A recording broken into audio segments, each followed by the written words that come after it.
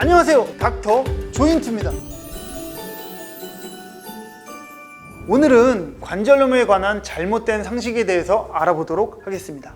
무릎에서 뚝뚝 소리가 나면 관절염인가요? 아닙니다. 대부분의 관절에서 나는 소리는 통증을 동반하지 않는 소리며 일반인들에게도 비교적 흔한 현상입니다. 무릎뿐 아니라 몸의 여러 관절에서 소리가 날 수 있으며 소리와 함께 통증이 동반되는 경우와 동반되지 않는 경우가 있습니다. 통증이 동반되지 않는다면 무릎에서의 소리는 거의 대부분 해롭지 않으므로 걱정하지 않으셔도 되지만, 소리와 함께 의미 있는 통증이 동반되면 연골 손상, 연골판 파열 등의 문제가 있을 수 있으므로 무릎 전문의를 찾는 것이 좋습니다. 관절염 약은 진통제에 불과할까요? 아닙니다.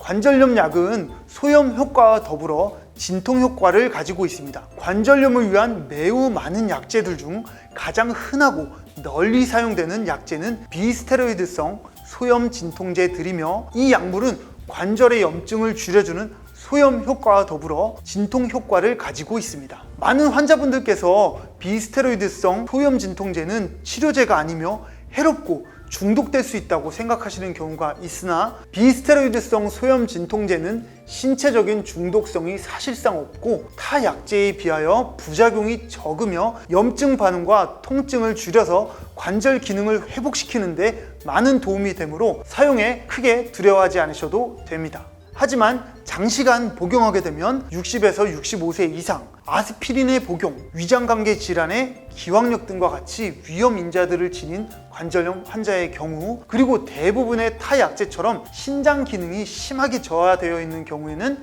주의하셔야 합니다. 무릎 인공관절 수술 후 뻗정다리가 될까요? 아닙니다.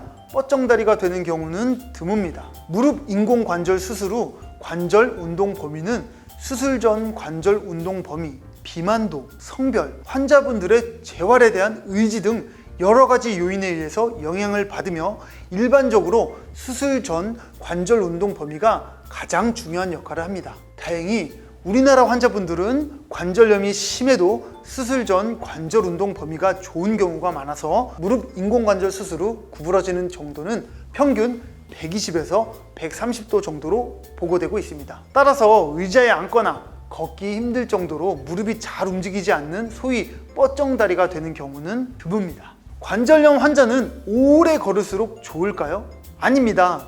주 3회에서 4회, 하루 30분 정도를 추천드립니다. 걷기는 큰 비용이 없이 쉽게 즐길 수 있고 심폐기능, 근력, 균형 감각 등 모두 향상시킬 수 있는 좋은 운동입니다. 걷기 운동의 양은 관절염의 정도나 개개인에 따라 좀 다를 수 있지만 일반적으로 주 3, 4회, 하루 30분 정도를 추천드리며, 통증이 생겨 다음날 일상생활에 지장을 줄 정도로 무리해서는 안 됩니다. 또한 계단이나 가파른 경사는 평지에 비해 무릎에 가해지는 하중이 2배에서 3배 더 증가하기 때문에 되도록이면 평지를 걷는 것이 좋습니다. 관절염 약을 먹었을 때 속쓰림이 없으면 제게 잘 맞는 약일까요?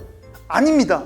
관절염 약의 위장관 장애는 속쓰림 같은 증상으로 꼭 나타나지는 않기 때문에 반드시 전문의의 처방에 따른 약을 복용하셔야 합니다. 비스테로이드성 소염 진통제의 통증 억제 효과로 인해 위장관 장애로 인한 통증이 숨겨질 수도 있기 때문에 무증상으로 나타나 자각하지 못하는 경우가 많기 때문입니다. 따라서 60에서 65세 이상의 고령의 환자, 위장관 출혈 및 위궤양 병력 등의 병력이 있거나 아스피린, 와파린 등의 혈전 억제제를 복용하고 있는 경우, 스테로이드를 복용하는 경우, 위험인자를 가지고 있는 관절염 환자들의 위장관 부작용이 보다 적은 약물을 선택하는 데 있어 주치의와 상의하는 것이 중요합니다. 퇴행성 관절염은 완치가 가능할까요? 아닙니다. 완치는 불가능하지만 조절은 가능한 질환이라고 할 수 있습니다.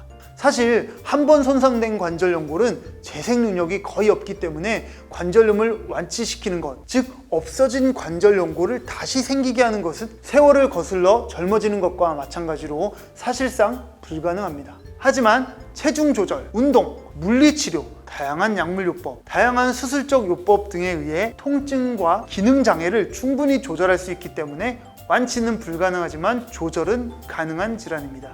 관절염 약을 먹으면 속이 상한다는데 그래도 먹어야 하나요? 그렇습니다. 하지만 다양한 약제들 중 개개인의 특성에 따라 주의가 필요합니다. 비스테로이드성 소염 진통제는 수많은 약제들 중에서 매우 안전한 편에 속하지만 위장관계 부작용이 발생할 수가 있습니다. 가장 심각한 것은 위장관계 출혈인데 얼마나 오랫동안 복용했는지에 따라 출혈 가능성이 올라갑니다. 특히 60세 이상의 환자, 위장관 출혈 및 위궤양 등의 병력이 있거나 아스피린, 와파린 등의 혈전 억제제를 복용하고 있는 경우, 스테로이드를 복용하고 있는 경우 등의 위험 인자를 가지고 있는 환자들은 위장관 출혈이 더 잘 발생할 수 있습니다.